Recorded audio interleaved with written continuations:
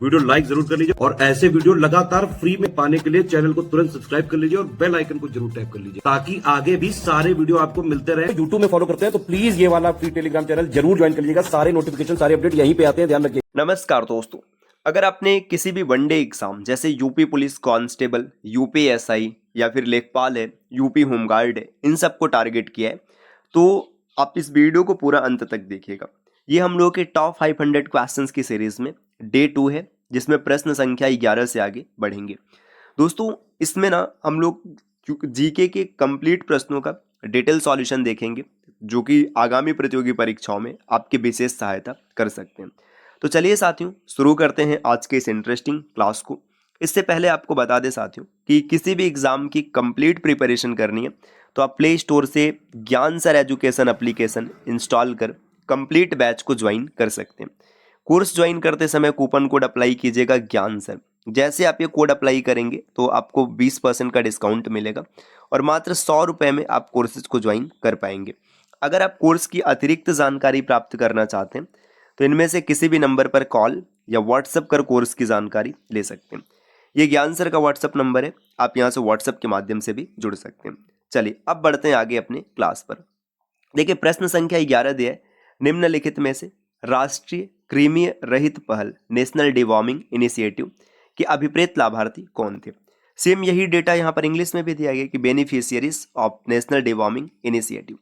National deworming initiative क्या है, सबसे पहले तो ये चीज़ समझिए। देखिए 2015 में स्टार्ट की गई एक पहल थी जिसका प्रमुख उद्देश्य था 1 से 19 वर्ष के जितने भी बच्चे हैं उनका डिवॉर्मिंग किया जाना, मतलब उनमें कृमि जो है उसे मारा जाना।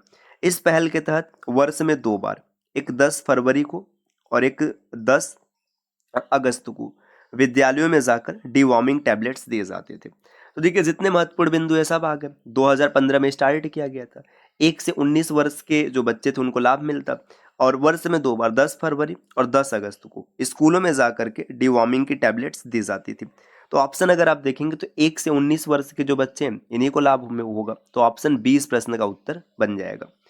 अगला प्रश्न दिया गया कि 1849 ईस्वी में परमहंस मंडली की स्थापना कहाँ की गई थी।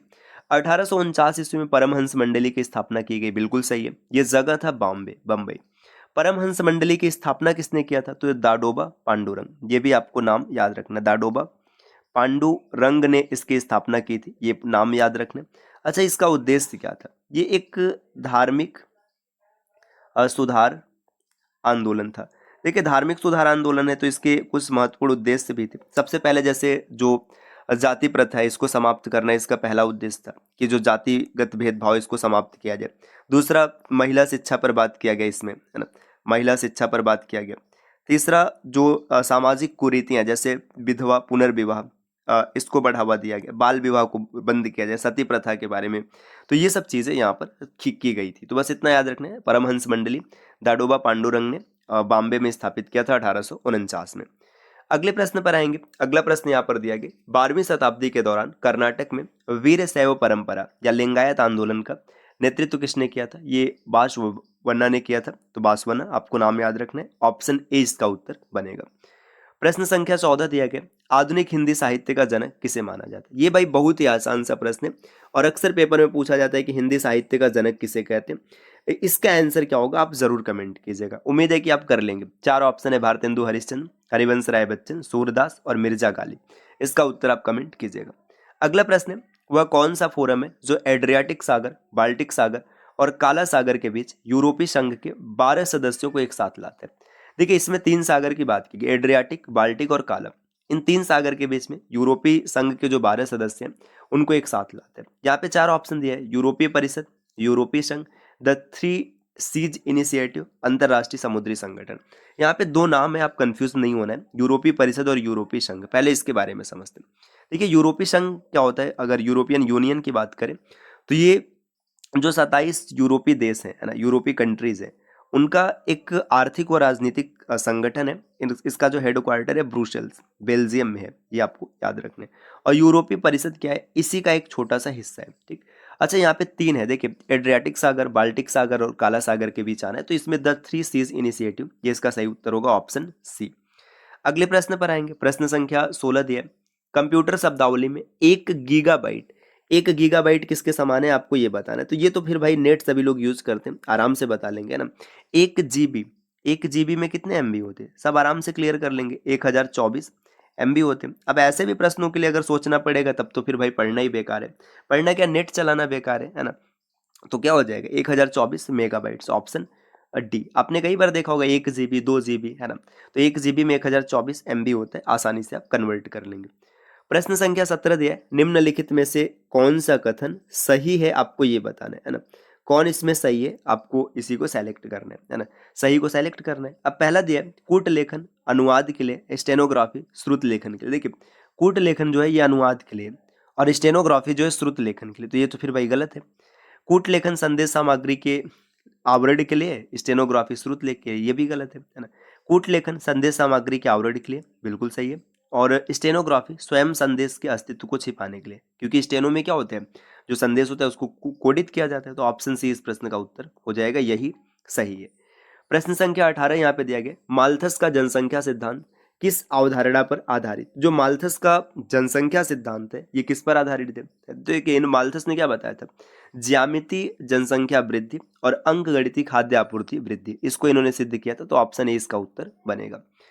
क्वेश्चन संख्या 19 दिया, पृथ्वी के क्षोभ मंडल में सबसे प्रचुर गैस कौन सी। तो देखिए पृथ्वी के क्षोभ मंडल में सबसे प्रचुर गैस कौन सी है, अगर इस चीज को समझना है तो सबसे पहले आपको ये समझ में आना चाहिए कि पृथ्वी का क्षोभ मंडल है क्या, क्योंकि वो समझ में आ जाएगा तो हर चीज क्लियर हो जाएगी।